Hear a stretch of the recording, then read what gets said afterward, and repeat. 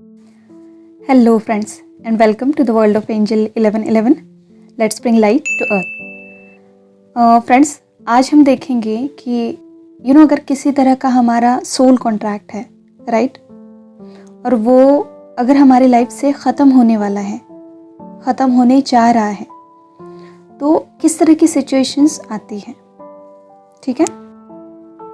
देखिए, डेफिनेटली ये सिचुएशंस जो है हर एक के केस में वैरी करेगी, क्योंकि हर एक के एक्सपीरियंसेस अलग अलग होते हैं, हर एक के कर्मास अलग अलग होते हैं, राइट।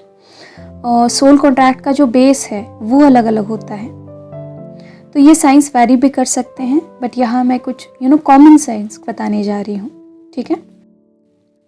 तो फ्रेंड्स, जैसे कि आप सबको पता है कि पृथ्वी पे जन्म लेने से पहले हम खुद ही सब कुछ डिसाइड करके आते हैं, राइट।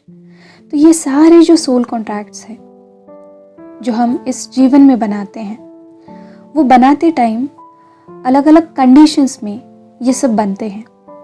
फॉर एग्ज़ाम्पल, उस पर्टिकुलर सोल के साथ आपका पिछले सारे लाइफ्स का कर्मा किस तरह से है, उस पे ये सोल कॉन्ट्रैक्ट डिपेंड होता है कि वो कर्मा कब तक कंप्लीट होगा, कब तक पे होगा, एंड देन उसके बाद ये सोल कॉन्ट्रैक्ट जो है वो एंड होगा, ठीक है। तो चलिए देखते हैं साइंस कौन से हैं। तो सबसे पहला जो साइन है वो ये है कि आपको उस इंसान से दूर रहने का मन करता है, उसके साथ उसकी कंपनी में आप अब पहले जैसा अच्छा या फिर कंफर्टेबल महसूस नहीं करते।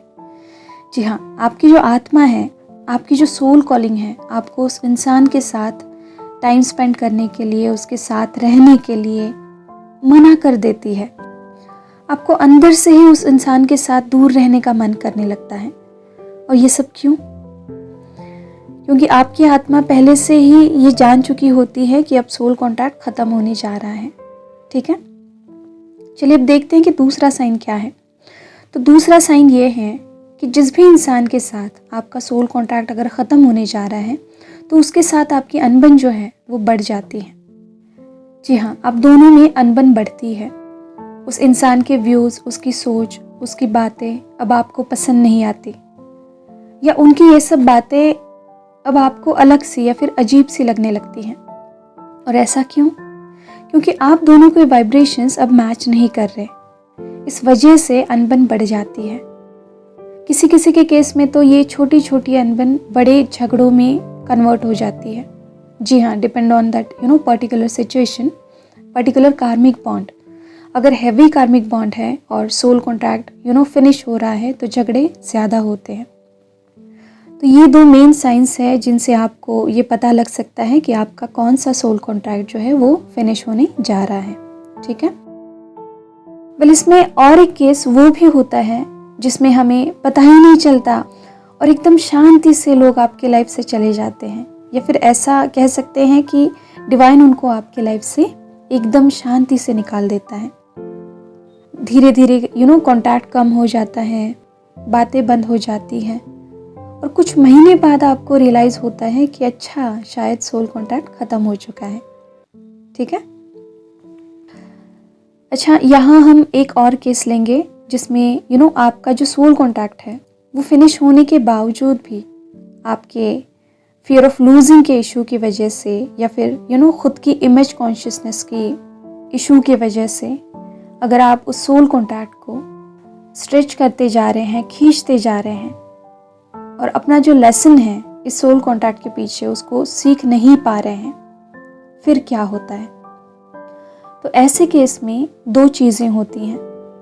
पहली चीज़ ये होती है कि कार्मिक सिचुएशन जो है वो और ज़्यादा वर्स्ट हो जाती है, बिकॉज दोनों की भी आत्मा एक दूसरे से अभी मेल नहीं खा रही है, right. Because soul contact already end हो चुका है, जस्ट बिकॉज कि आपके इश्यूज़ की वजह से, यानी समाज क्या सोचेगा, या फिर जैसे मैंने कहा कि fear of losing for that matter, right, या फिर किसी और वजह से आप अगर साथ रह रहे हैं, तो ऐसे केस में अब आत्माएं जो है वो मेल नहीं खा रही हैं, तो ढेर सारा डिसरिस्पेक्ट, एरोगेंस, एक दूसरे के प्रति एंगर, ब्लेमिंग, क्रिटिसाइजिंग, ये शुरू हो जाता है। और फिर आपकी आत्मा का सब कुछ छोड़ के उस इंसान से या फिर वहाँ से दूर भाग जाने का मन करता है, उससे दूर रहने का मन करता है। कभी कभी तो सिचुएशन इतनी वर्स्ट हो जाती है कि आपको उस इंसान का चेहरा देखने का भी मन नहीं करता, और फिर ऐसे सिचुएशंस में इंसान का मन घुटता है। और फिर भी अगर आप उस सोल कॉन्टैक्ट को स्ट्रेच करने की कोशिश कर रहे हो, खींचते जा रहे हो, तो फिर धीरे धीरे सिचुएशन जो है वो और ज़्यादा वर्स्ट हो जाती है और फाइनली कुछ बड़ा ड्रामा क्रिएट होके डिवाइन आपको अलग कर देता है, जो मेरे केस में भी हुआ था। जी हाँ, मुझे पहले से ही बहुत सारे रेड फ्लैग्स बार बार डिवाइन ने दिखाए थे, बट उनके बावजूद भी मैंने उन पे ध्यान नहीं दिया। हालांकि उस टाइम पे उतनी अवेयरनेस भी नहीं थी, राइट। अब जाके सारी चीज़ें समझ आती हैं कि इतने सारे रेड फ्लैग्स मुझे मिलने के बावजूद भी मैंने उन पे एक्शन नहीं लिया, और फिर एट द एंड सिचुएशन इतनी वर्स्ट हुई और इस तरह का सारा ड्रामा क्रिएट हुआ। तो यस, जब सोल कॉन्ट्रैक्ट फिनिश होने के बावजूद भी आप उसको खींचते जाते हैं तो सिचुएशन और ज़्यादा वर्स्ट होती जाती है, और इस वजह से उस इंसान के साथ के जो कर्मास है वो और ज़्यादा बढ़ भी जाते हैं। जी हाँ, ये एक बाय डिफ़ॉल्ट चीज़ इसमें होती है, क्योंकि कॉम्प्लिकेशंस आप खुद ही ज़्यादा बढ़ा रहे हैं, राइट। और जो ड्रामा क्रिएट हुए जा रहा है, जो झगड़े हो रहे हैं, अनबने हो रही हैं, उनकी वजह से जो कर्मा है वो और ज़्यादा हैवी बनता जाता है। तो ये एक बहुत बड़ी रिस्क है इस केस में, अगर आप सोल कॉन्टैक्ट को स्ट्रेच कर रहे हैं तो। और ये कोई छोटी मोटी रिस्क नहीं है, ये बहुत बड़ी रिस्क है। जो स्पिरिचुअली अवेयर पीपल हैं वो बखूबी इस चीज़ को जानते हैं कि ये रिस्क कितनी बड़ी हो सकती है। ये आपको अगले जन्म लेने में मजबूर कर सकती है। कभी कभी ये आपको आपके मोक्ष से पूरी तरह से हटा के आपको इसी जीवन के साइकिल में फंसा के रख देती है। ठीक है, तो होपफुली आप समझ चुके हैं कि अगर किसी तरह का सोल कॉन्टैक्ट आपका ख़त्म होने जा रहा है या फिर कार्मिक एंडिंग होने जा रही है, तो किस तरह की सिचुएशंस आपकी लाइफ में आ सकती हैं। ठीक है, तो चलिए आज के लिए इतना ही। खुद का ध्यान रखिए, खुद को सेफ रखिए। God bless you all of you. Deep thanks to all holy masters. Thank you.